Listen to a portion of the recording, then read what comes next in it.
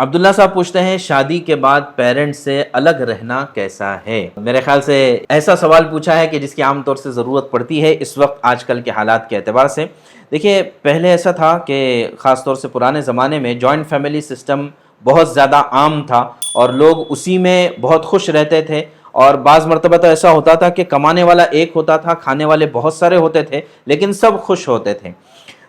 لیکن آج کل مسئلہ یہ ہے کہ لوگوں کی ایکسپیکٹیشن بڑھ گئی ہے کہ ہر آدمی کی، چاہے وہ بیوی ہو، چاہے شوہر ہو، بچے ہوں، ہر ایک کی ایکسپیکٹیشن بڑھ گئی، ہر ایک کے ضروریات بڑھ گئی ہے۔ پہلے ایک کمرے میں یا بمبئی کی زبان میں ایک کھولی میں بھی بہت سارے لوگ رہا کرتے تھے، اب تو یہ ہے کہ 1 BHK بھی ناکافی ہوتا ہے، 2 BHK بھی ناکافی ہو جاتا ہے، اس لیے کہ جو ہے اس میں بیڈ روم بھی ہونا چاہیے اور ایک ڈرائنگ روم بھی ہونا چاہیے، ہال بھی ہونا چاہیے اور ڈائننگ روم بھی ہونا چاہیے، چونکہ ہماری ضروریات زیادہ بڑھ گئی ہے تو اس وجہ سے بھی یہ مسئلہ آتا ہے، اور بعض مرتبہ اس وجہ سے بھی کہ مزاج بدل گئے۔ پہلے زمانے میں صبر کرنا، برداشت کرنا یہ عام تھا، اور اب یہ ہے کہ بھئی میں کسی کی کیوں مانوں، میں کسی کے انڈر میں کیوں رہوں، یہ بھی ایک مزاج ہوتا ہے۔ تو اس میں دیکھیں شریعت اس سلسلے میں کوئی اسپیسیفک گائیڈ لائن نہیں دیتی ہے، یہ آپ کے حالات پر ہے، آپ کے اوپر سارا دار و مدار ہے کہ آپ کن حالات میں سے ہیں۔ دیکھیں شریعت کا ایک اصول یہ بھی ہے کہ مبتلا بہی کی رائے پر فیصلہ ہوگا۔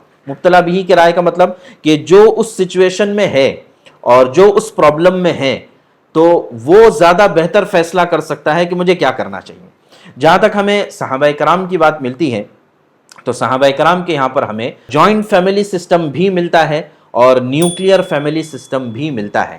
یعنی صحابہ کرام میں ایسا بھی تھا کہ باپ بیٹے پوتے سب ایک ساتھ رہتے ہیں، یہ بھی ہمیں ملتا ہے۔ اور یہ بھی ملتا ہے کہ نکاح کے بعد خاص طور سے بیٹے الگ ہو گئے، والدین الگ، اور آج بھی عربوں میں عام طور سے یہی ہے کہ وہ جو ہے جیسے ہی شادی ہو جاتی ہے وہ اپنی بیوی کو لے کر قریب ہی میں والدین کے آس پاس ہی میں کہیں پر اپنا گھر بنا لیتا ہے، یہ جو بھی شکل ہوتی ہے، اور ہفتے میں ایک مرتبہ ملنا جلنا ہوتا ہے، تو اس سے محبتیں بھی باقی رہتی ہے۔ ساتھ رہ کر جھگڑے اور اختلافات، روزانہ جھگڑے، اس سے بہتر ہے دور ہو کر محبتیں باقی رکھی جائے۔ تو اصل تو یہ ہے کہ والدین کا رشتہ اور والدین کے ساتھ رشتہ داری اور محبت، حسن سلوک یہ باقی رہے، یہ اصل ہے۔ ساتھ رہنا یا الگ رہنا مبتلا بہی کے رائے پر چھوڑا جا سکتا ہے، جو اس سچویشن میں ہے وہ اپنے بارے میں زیادہ بہتر فیصلہ کر سکتا ہے۔